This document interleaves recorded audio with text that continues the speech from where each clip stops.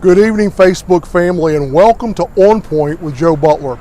My name is Joe Butler, and tonight we're broadcasting right now from the nation's oldest city, the city of St. Augustine. It's good to have you here tonight, whether you're watching live or whether you're going to be watching by the replay.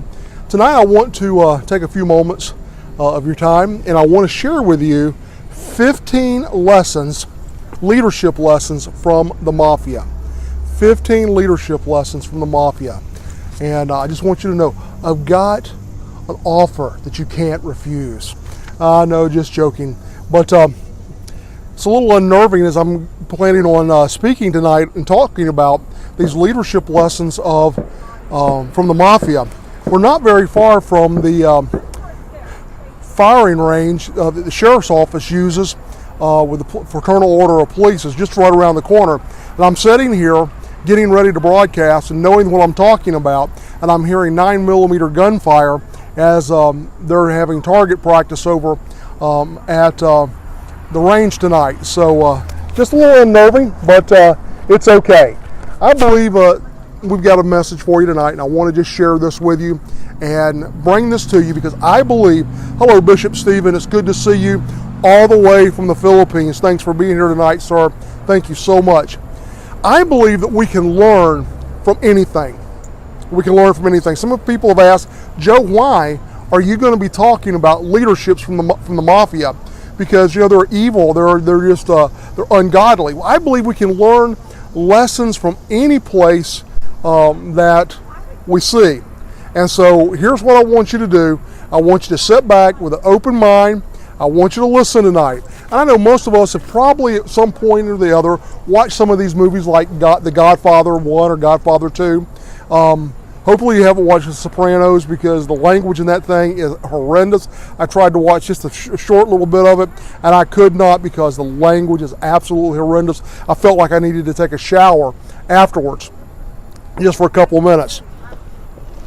But as I told you the story on Tuesday night when I was introducing this, back many years ago, I had a friend by the name of Frank Constantino. Frank was a minister in the communion of churches that I was a part of. And Frank had written a book called Holes in Time, and he talked about his life. Frank was a thug. He was a connected man, never made a made man with the Mafia, but never went in and became a made man with the Mafia, but he would do things for the Mafia and he was around the Mafia. And when he was consecrated as a bishop, we were invited to come, and my wife and I got there to Orlando. They had this consecration in this huge hotel. The hotel was circular, went straight up. You look at it from the top down, it was like a big donut. And it was just circular on the inside. There was a courtyard down at the bottom. You could stand up on the balcony and look down into the courtyard. It was a really neat place. But Frank had been arrested. He was in the Florida State Penitentiary, probably going to be there for the rest of his life. And he had an encounter with God during that time. He had a conversion experience. At that time, a guy by the name of Jack Murphy, Murph the Surf. Have you ever seen that thing, To Catch a Thief? It was kind of, he's a jewel thief like that. And these guys got saved and they began prison ministries when they got out. And we were at this consecration where people from all over the state of Florida was, people from around Texas. The Texas Bureau of Prisons sent a emissary there to congratulate him and honor him for all the work he had done and helping guys come out of being incarcerated and getting back into normal life, helping them. He had a program called Bridges of America that people who were in jail could go into to serve their time in there, to be rehabilitated and have their lives totally transformed by the power of Christ. But Frank had been a connected man in the Mafia, and we went into this place that night. Hey, Snake, it's good to see you tonight. My friend Robert Mickey, he goes by the name of Snake. It's good to see you here tonight, buddy. Hi, Eileen, good to see you. And Frank was holding court, as it were. I'm sorry, there's this gnat that keeps flying around me. He's just bugging me. But Frank was holding court up on the 12th floor, and we went in. It was right before his consecration, the day before, And we walked into the room, and it was a suite. And there was all types of food all around. But the biggest thing was Frank was sitting in the middle of the room, and there was all these guys sitting around him, and he was holding court. Hey, Paul Swin from Callahan, good to see you. We're talking about 15 lessons, leadership lessons from the Mafia. And Frank's got surrounded by all these people. And I'm telling you, I thought I had entered into a Goodfellas movie or The Godfather. All these guys wearing big honking pinky rings, big huge chains around their neck, or bracelets, just, lots of gold. And but you could tell they had either been in that kind of lifestyle before, or maybe still were. Reports were there were some that were still were that had been sent to honor him. But it was really a neat thing, because when the night they did the banquet, over here you have all these convicts, ex-convicts, and guys who had come to Jesus. And right across the hallway, the Florida Association of Sheriffs was having their banquet right across the hallway from each other. So Frank had told us stories, and they were very intriguing. I've read things, and we've all probably watched some of these movies and been intrigued. So I began to do a little bit more research, and so tonight I want to share with you some secrets, some leadership secrets from the Mafia. The first thing I want to talk to you about is, number one, is there's always going to be a boss. Every family had a boss. The Gambino family, it was John Gotti, the celebrity mobster, but every family had a boss. And I want to tell you, in business, we can transfer this over. All of these principles I'm going to talk to you about tonight that the Mafia uses in their leadership can be transferred right over into business. It can be transferred right over into the church. It can, Joe, into the church itself. Yes, the leadership principles. Now, we're not going to whack anybody. You guys that are with me tonight that are pastors, whether you're watching live or whether you're watching by the replay, this is not giving you a license. The members that are giving you problems, we're not telling you that you can go out and whack them, okay? Listen to what I'm saying. You can't go out and whack them, but you can learn the leadership lessons from the Mafia tonight. There's always going to be a boss. Get over it. You got to get over it. You're going to have to obey the boss. I want to tell you this. Your boss is the one who provides your paycheck. Your boss is the one who provides your paycheck. So you've got to understand this. There's always going to be a boss. You're always going to have somebody that you're accountable to. Even if you're owning your own business, there's somebody that you're going to be accountable to. Whether it be your stockholders, whether it be your board of directors, your board of advisors, there's someone you need to be accountable to help keep you on track. There's always going to be a boss. Number two, there are rules to follow. There's rules to follow. In the Mafia, there are rules to follow. Everyone must follow the rules from the top down. Now, I want to tell you this. John Gotti fell. John Gotti was that celebrity mobster back during the 80s and the 90s. He was very showy. He began to wear, when he became the boss, the head of the Gambino crime family there in New York, he began to show off. He began to have fancy clothes, began to wear these $2,000 tailored suits, was seen everywhere. And here's the problem. Hello, LaDonna. It's good to see you tonight. We're talking about 15 leadership principles that we can learn from the Mafia. Gotti's problem was he began to break the rules. John Gotti began to like press and like to be seen, like to be out in the public. He liked the accolades. Here's the rule that he broke. In the Mafia, everything was supposed to be secret. And he broke one of the cardinal rules that had been passed down for years and years and years, for decades, of how they're supposed to be acting. And because of that, I believe was one of the reasons why he was such a target for the federal government to look in to him and just really begin to touch him and get him to the point where he thought he was above reproach. The whole thing about Teflon Don, I think it went to his head, and they were able to catch him because he broke the rules. You're going to have rules in business. Yes, listen to me. You're going to have rules in business, and you're going to have to follow the rules. Every company has rules you have to follow. Give you an example, just out of the pages of the news just recently. Academy Sports just fired an assistant manager over in Tallahassee. Now, I don't agree with what happened, them firing this guy, but he was an assistant manager. There was a guy that was buying, acting like he was going to buy this pistol, this semi-automatic pistol.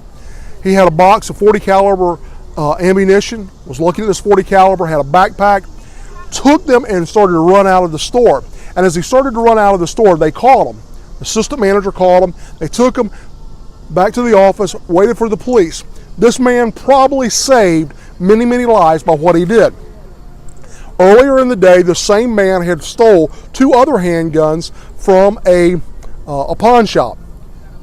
And God only knows what they were going to do with these.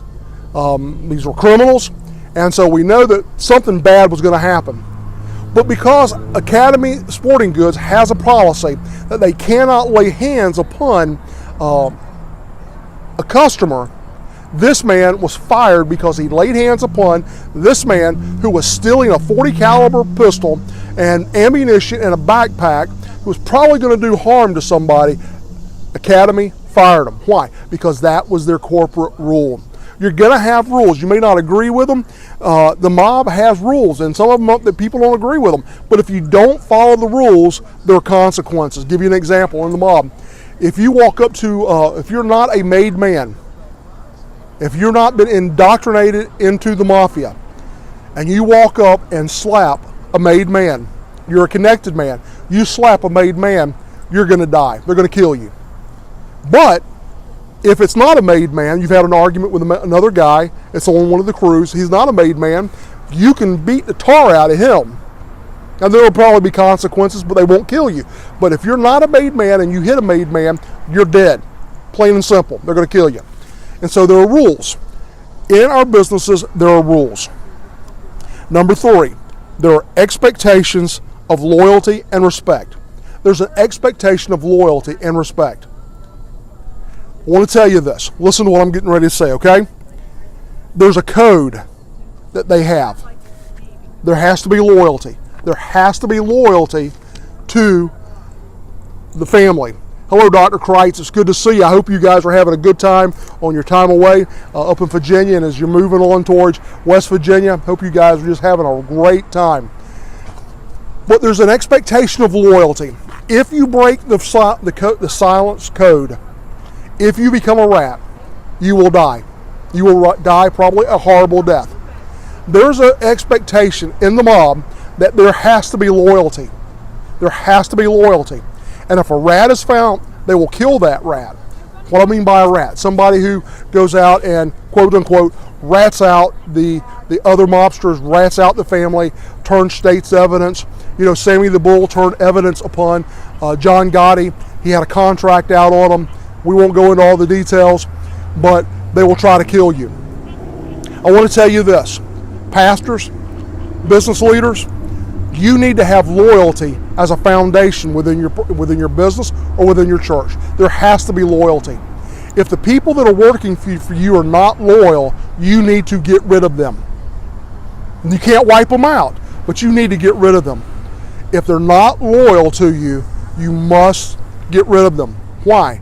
Because if they're not loyal, they're going to begin to cause problems and infect those around you. So I want to encourage you. Set the stage for a sense of loyalty, for a culture of loyalty around you, a culture of respect. There has to be respect. Number 4, there is a structure to the organization and everyone knows their place. Within the mob, there's the boss, there's the underboss, there's the advisor, there's the capos, which are the captains of the family, and underneath the captains are the soldiers for that family. It is nothing more than a flow chart. And in your business, you need to have a flow chart that everyone knows their responsibility. They must know where they fit within the whole picture of everything that's going on. The people that work for you need to know where they're at, what they're expected to do. They need to know their job description. There needs to be structure. One of the problems that a lot of churches begin to face, even with our volunteers, is people don't know where they fit in. They don't know their place. And if they don't know their place, guess what's going to happen? They're not going to be able to fulfill that job description or fulfill their destiny because they're not sure where they fit in to the big picture. Okay, number 5.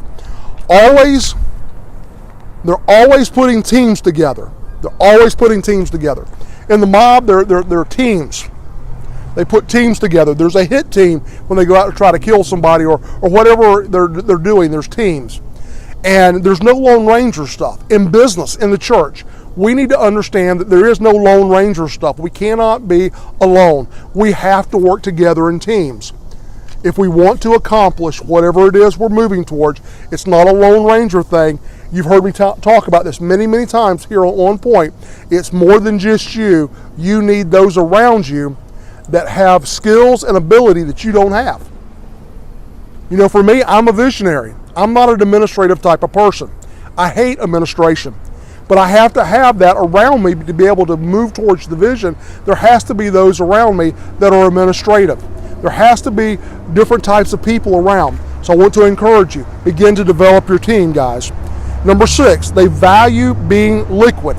They value being liquid. What do I mean by value being liquid? They have a lot of cash on hand. There's always a lot of cash around. In the mob, there's always cash. Why is that? Because they can do things when there's money. When there's physical money, you're not having to go out and borrow, you're not having to go do things, there's money available.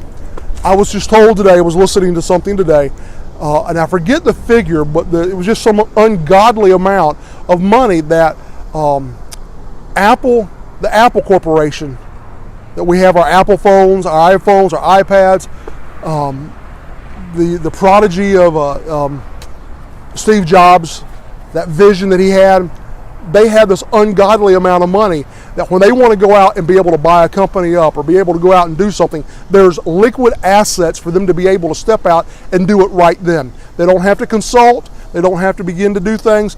They have it right there. I want to encourage you as a business owner, as church leaders, you need to begin to understand you need some liquid access.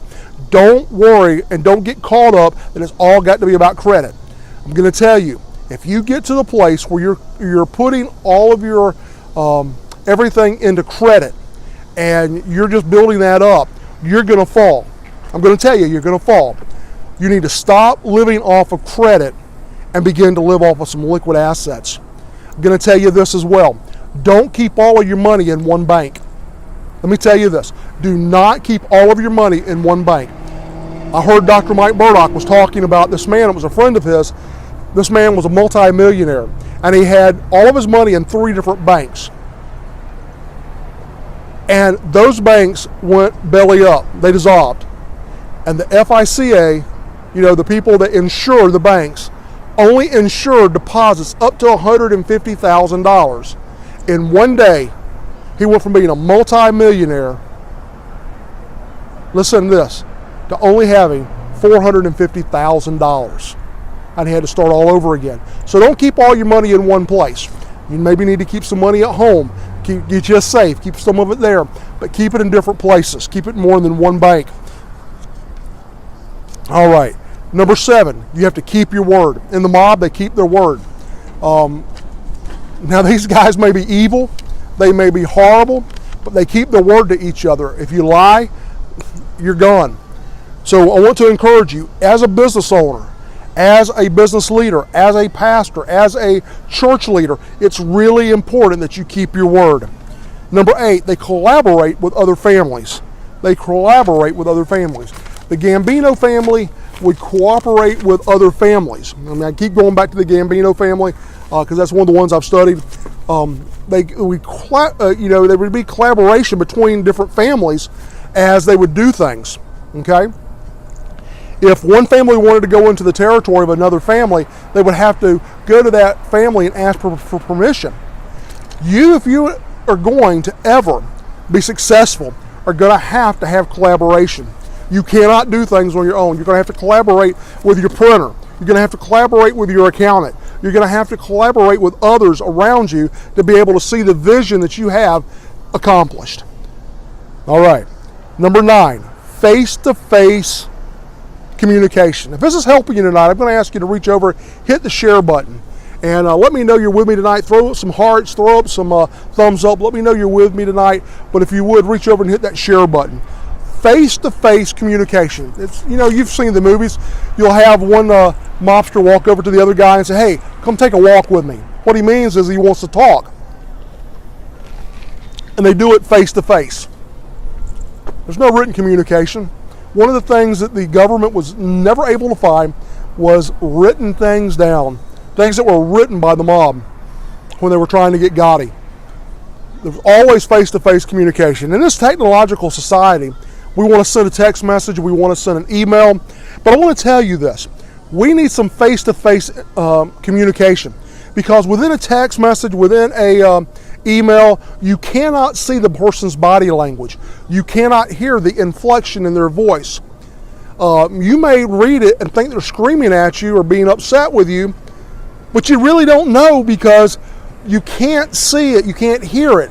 You're just reading the words. You can't see their body language. So we need a little bit more face-to-face communication. And that can be done really easy today. We have Facebook Live like we're using right now. There's Skype, there's FaceTime, there's all different types of video things that you can use if you wanted to use technology and you're in different cities, you're in different locations, and you want to be able to communicate, that you can communicate with people face-to-face even using technology. So I want you to think about that. Number 10, they back each other up. They back each other up. I want to tell you, as a business owner, as a manager, as a leader, you need to back those up that work for you and are with you. They may have done something wrong, but you need to back them up. You need to stand with them. You need to teach them what they did wrong, but stand with them and back them up. Number 11 is creativity. We're coming pretty close to the end. I'm not going to keep you real long tonight. Just want you to understand creativity. Creativity. The mob is always looking for some new way to make money. They're looking for some new way to make money. And I want to tell you, as a business owner, you need to look for new ways to make money. As just the average person, you need to look at other avenues. I'm sorry, I accidentally hit the tripod here. You need to look for other avenues, other streams of income besides just your job. You need to become creative. You need to become creative and avenues and streams of income to bring more income into your family. Church leaders that are listening to me tonight, you need to become more creative. Think outside of the box than what you've normally been thinking. Think outside of the box of ways to reaching your community. So there's creativity. Number 12, rituals. The mob has set rituals. There's certain things that they do, certain things they don't do. Certain ways they do things. Every business has its own rituals. You have your own culture. And you need to understand that there are certain things that you will not negotiate on, that this is just the way it is. And so everybody around in your organization needs to know and be oriented to those rituals that every organization has, and be able to understand what they are. These are the things that are non-negotiables, and you need to begin to create that within your church, within your business, within your organization, whatever you're leading. Number 13 is to have a succession plan. Have a succession plan. The mob boss always has someone that he knows that he's grooming, that he's setting up to take over if he gets whacked, or what they call clipped. That was a new term for me, because I'd always heard that term, they're whacking somebody. Another term they used was clipped. If he gets, shot and he gets assassinated, there's always grooming somebody. As a business owner, as a church leader, you need to begin to have a succession plan. How's that succession plan going to work? Who are you grooming to take your place if something were to happen? If you were to die as a business owner, what are the plans for your business to continue to go on, or will your business stop? Paul Swin's on here tonight, and I know he owns Swin Insurance. His father before him had the business, and I'm sure his dad had a succession plan as he began to move out of the business and his health began to fail. There was a succession plan. He had been training Paul for many years, and Paul was able to step in and take over, and he runs Swin Insurance. If you need insurance, you need to call Paul Swin up in Callahan. He's a great friend of mine, been a long-time friend, and a great businessman, a good man of God. Give him a call. All right, you need a succession plan. Number 14, watch out for out of control greed. You need to watch out for out of control greed. In the mob, when there was out of control greed, they began to make stupid mistakes, things that they would never have done. But business owners, church leaders, average people, when we begin to have out of control greed, we will make decisions that aren't very smart. So we have to watch out of control greed. Number 15. We're coming to a close here. Number 15. They will fight for their turf. They will fight for their turf. Every family has a certain geographical region that's their turf. If somebody from the outside begins to come in and try to do business in that area, organized crime, they will defend that. They will run them out. They will do whatever it takes. You need to begin to defend your turf. When I'm going to tell you, church leaders, when the enemy comes in to try to mess up and try to cause confusion, begin to try to do things, you need to stand up and say, we're not going to have this, and we're going to fight. We're going to fight for our turf. We're going to fight for the area, the community that God has given us, and you're going to fight spiritually. Business owners, when the competition begins to come in, you're going to need to fight for your turf and fight for your customers and your customer base. You're going to need to be willing to fight for them. So I want to encourage you, fight for your turf. Don't just sit by when somebody else comes in and idly buy and just let it push off. Now, I'm going to give you one extra point. Here's number 16. Here's the bonus point. Have your trusted advisor close to you. The godfather, the boss of the family, the Don, always has a trusted advisor. May have a couple. I believe his concierge is the term that they use, if I remember correctly. And he's a trusted advisor.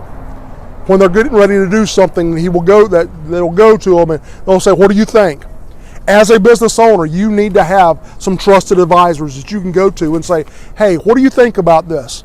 I'm thinking about doing this. What do you think about this?" As a church leader, as a leader of an organization, any kind of organization, you need to have trusted advisors that you can go to and say, "Hey, we're planning this. Can you give me any advice? Can you see any holes in the plan? Can you see any benefits in this plan?" And talk to them and let them speak into your life. Some people would call it a mentor, and you need that. But you need trusted advisors. The scriptures say this, that there's wisdom in a multitude of advisors. There's wisdom in a multitude of advisors. So you need to create some people around you to begin to be able to advise you, begin to speak into your life. And I want to encourage you. Guys, hey, this has been 15. I give you a bonus. We got 16 leadership principles or leadership lessons from the Mafia. Hey, Paul, I appreciate that. Yeah, I was thinking about that. This will be a good book to do. And I appreciate you looking that up and telling me that that web address is available. So maybe we'll just turn this teaching into one of our next books. Well, guys, I want to thank you for taking time out of your busy schedule. It means a lot to me for you guys to come on Tuesday nights and Thursday nights and be here with me. I hope this has helped you tonight. I just want to encourage you tonight. Whatever your vision is, whatever the dream is that you have in your heart, you can accomplish it. You have the ability. God has given you greatness on the inside of you. Let me tell you this. You need to say this out loud with me right now. I have greatness living on the inside of me. Say it with me. I have greatness living on the inside of me. You can accomplish whatever it is that God has gifted you and equipped you for. And I want to encourage you to be back next Tuesday night, as we'll be right back here with On Point with Joe Butler. If you want to, please go to our website, which is joebutleronpoint.com. Let me tell that to you again. If somebody's on and can throw that up on the chat, I'd greatly appreciate it. It's joebutleronpoint.com. If you want to communicate with us, you have a prayer request, you'd like us to pray with you about, you have a question, you have a concern, please go to the website, click on the connect button. There is a form that'll pop up. Please fill that out. Tell me what you want us to pray with you about. We'll pray with you and believe God with you about whatever it is you have a need for. and then send that back to us if you'd like to be a part of get our newsletter that we're going to be producing, the On Point newsletter. You can click that on there and subscribe to the newsletter. We won't spam you, I promise. But you can also get some resources. From our resource page, I have a book. It's called, let me first tell you about this. There's a CD there.